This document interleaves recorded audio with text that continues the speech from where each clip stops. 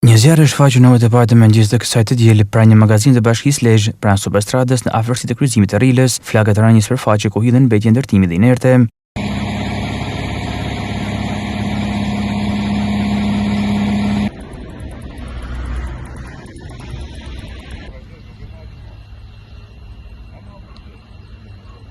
Flakët janë përhapur me shpejtësi ndërsa rrethymë janë ngritur mbi zonën e banuar përreth dhe në aks rrogor. Zjarri ka mobilizuar forcat zjarrfikse të Lezhës, të cilat mbërriten në terren dhe punojnë për të frenuar përhapjen e flakëve.